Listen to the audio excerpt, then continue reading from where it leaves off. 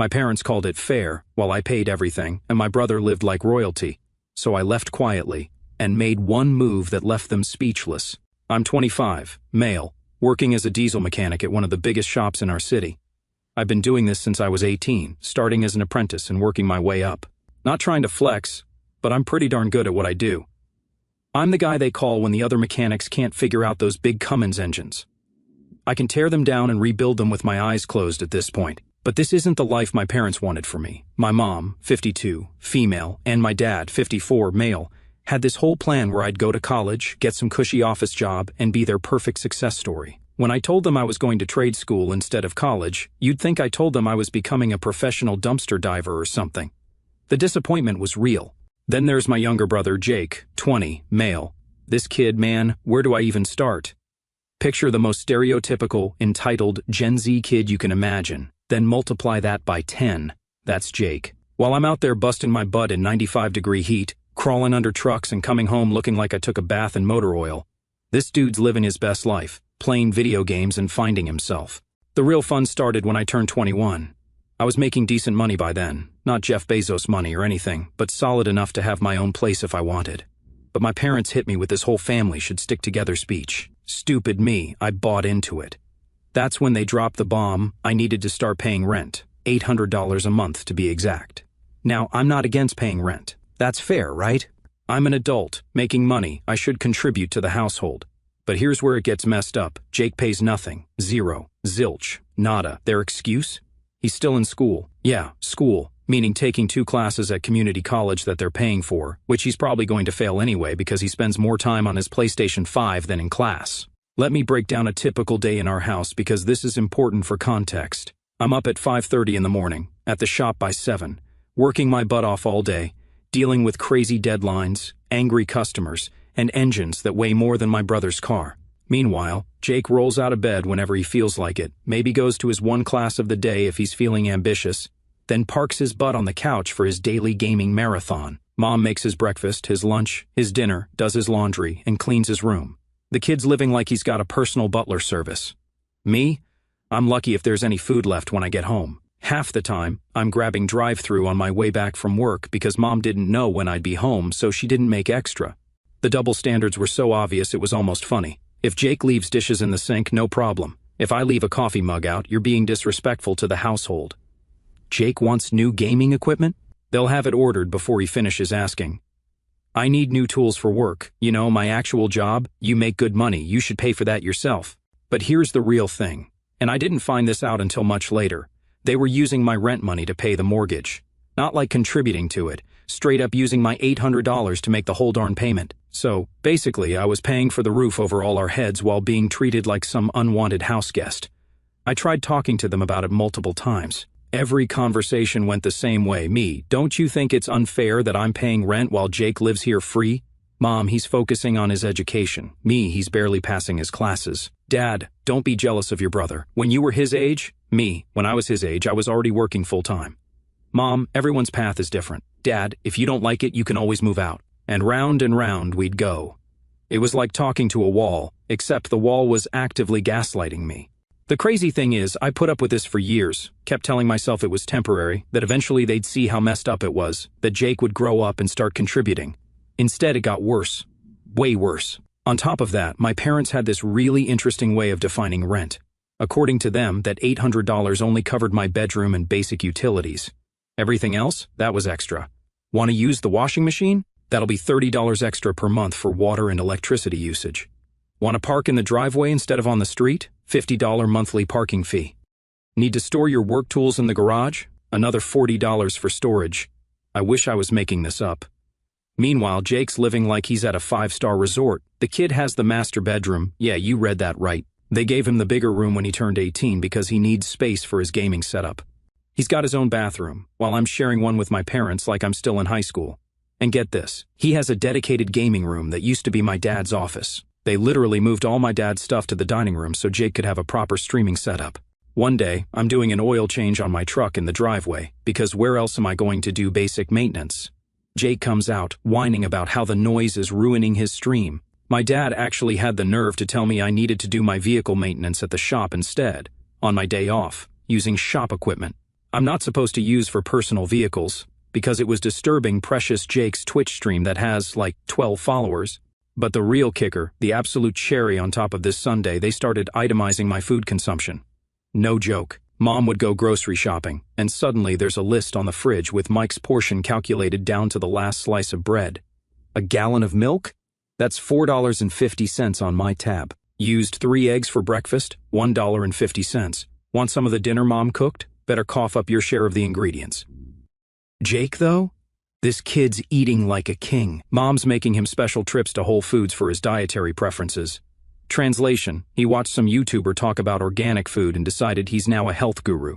He's got his own snack cabinet that's literally labeled Jake's Do Not Touch. Meanwhile, I bought myself a pack of protein bars and found half of them gone the next day.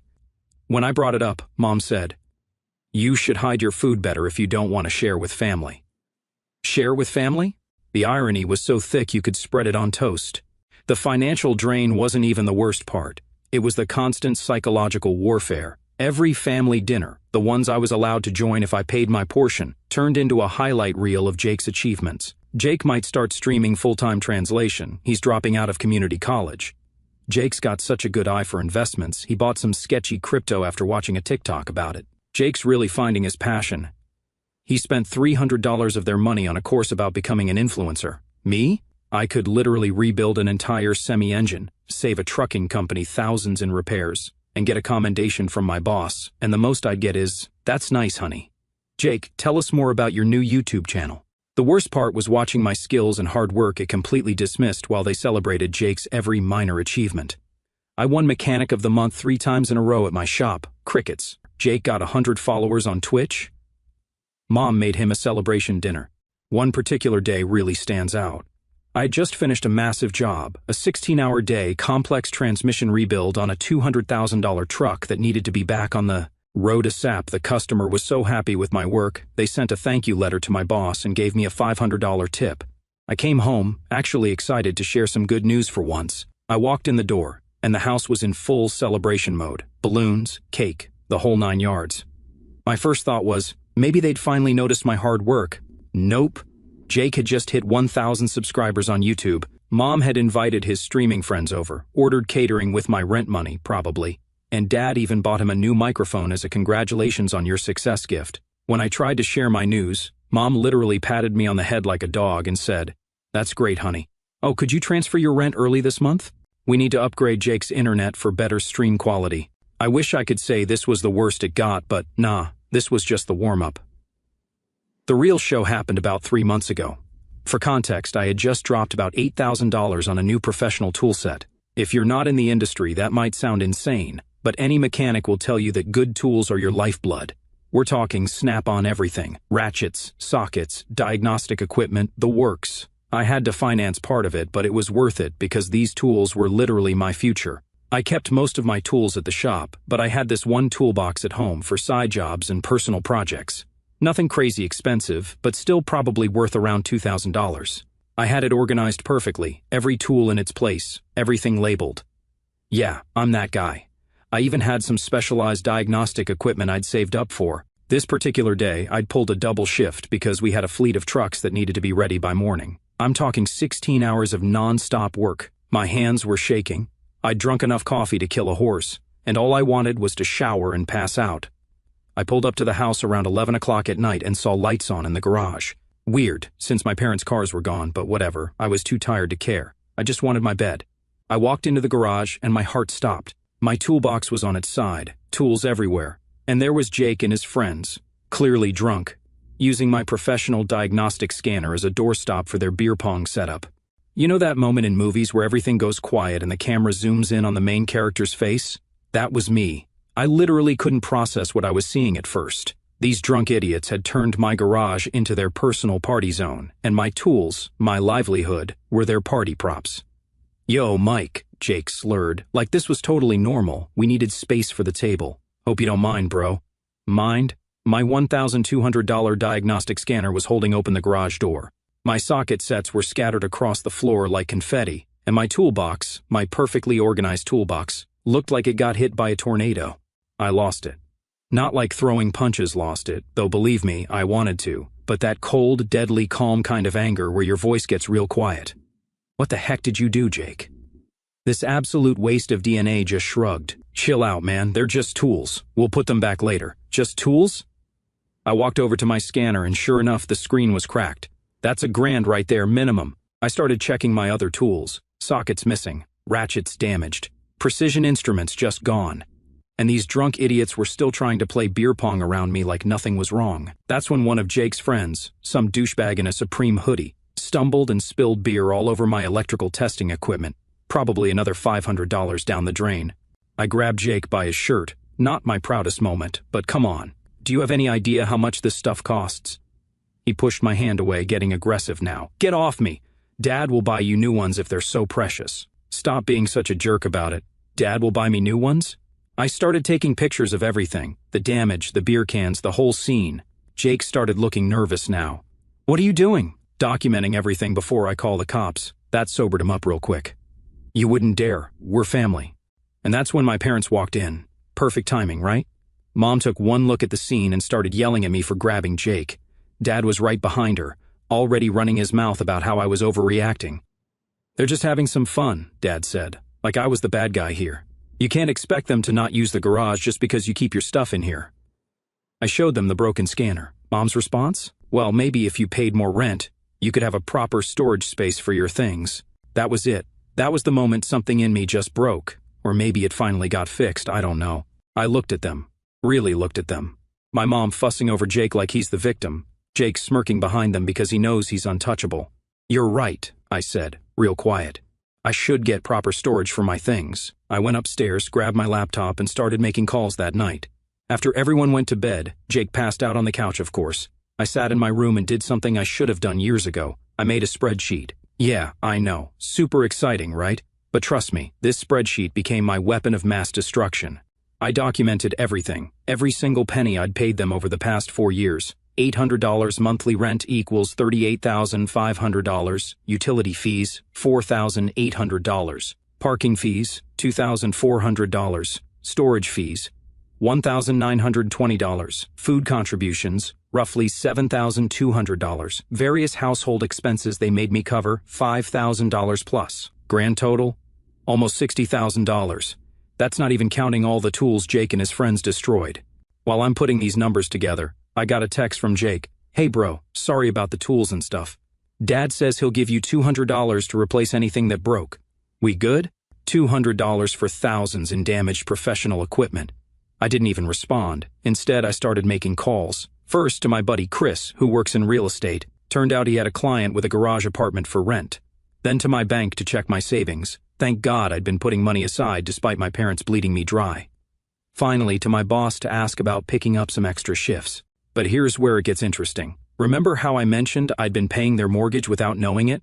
Well, I did some digging. Turns out my $800 rent was exactly the amount of their monthly mortgage payment. Not close to it, exactly it.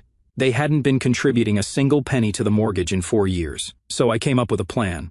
A beautiful, karma-filled plan. First step, I signed the lease on that garage apartment. It was small, but it had a secure space for my tools and no entitled little brothers using my stuff as party decorations. I put down the deposit that same night. Second step, I started moving my stuff out quietly. Not everything at once, I'm not an amateur.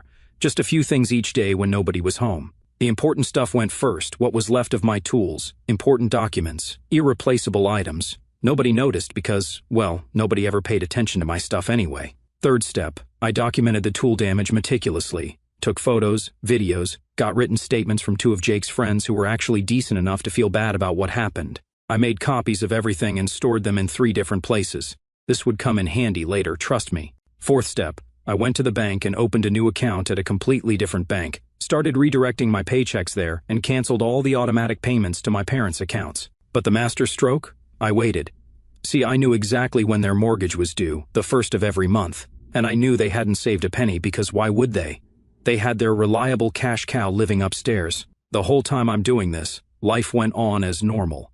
I kept going to work, kept nodding along at dinner when they praised Jake's latest business idea.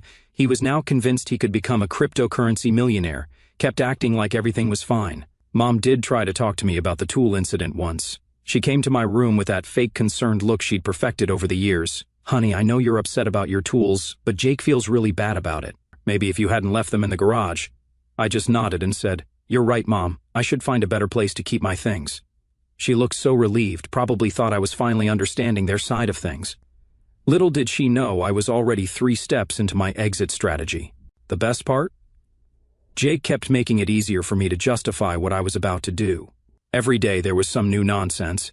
He borrowed my car without asking and came back with an empty tank. He had his friends over again. He even had the nerve to ask me to co-sign for a loan so he could invest in his streaming career. Meanwhile, I'm watching my parents enable everything. Dad bought him a new gaming chair because his back was hurting from streaming too long.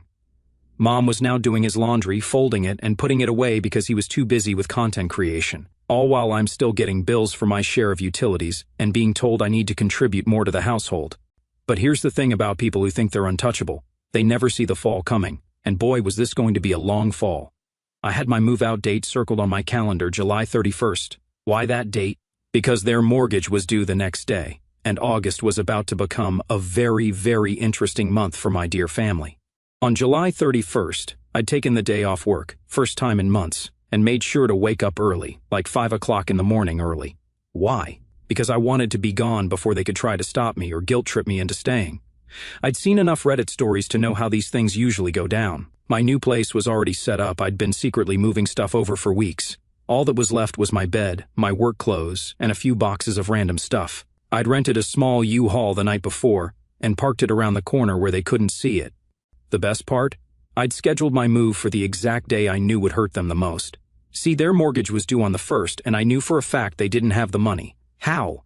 Because I'd accidentally seen my mom's online banking screen when she was asking me to loan her money for Jake's new streaming microphone last week. Their account had less than $1,000 in it. The plan was simple: get my stuff out, leave my key, and ghost them until the inevitable meltdown.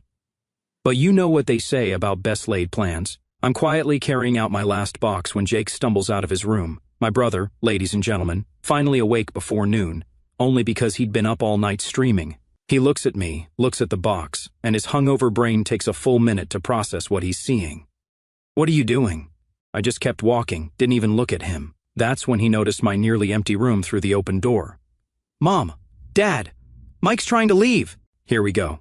I heard the thundering footsteps as my parents rushed upstairs. My dad, still in his bathrobe, face getting red already, Mom right behind him, already starting with the waterworks. What is the meaning of this? Dad's using his authority voice, the same one that used to scare me when I was a kid. Not anymore. I sat down my box calmly. I'm moving out. Like heck you are. You can't just leave. What about your responsibilities to this family? I pulled out my phone, opened my spreadsheet. You mean these responsibilities? I started reading out the numbers, every payment, every fee, every dollar they'd squeezed out of me while letting Jake live like a prince. Mom's face went from fake tears to real panic as the numbers kept going. That's $60,000 over 4 years, I finished. Oh, and here's the best part. I know that's been going to the mortgage that's due tomorrow. Dad's face went from red to white so fast I thought he might pass out. Mom grabbed the wall for support. Jake just stood there, mouth open like a fish. You can't do this to us, Mom whispered. Actually, I can. And I am. But wait, there's more. I pulled out a manila envelope. This is all the documentation of the tools Jake and his friends destroyed, about $3,500 worth of professional equipment. I'll be filing a small claims court case next week unless I'm reimbursed in full. Jake started sputtering. But you're my brother. You can't sue me. Watch me. Dad tried to step in front of the door. You're not leaving until we sort this out. I'm 6 feet 2 inches and work with heavy machinery all day. Dad's 5 feet 10 inches and hasn't seen a gym since the 1990s. I just looked at him until he moved. The rent you've been charging me? That's more than my new place costs. The utility fees? Made up to fund Jake's lifestyle.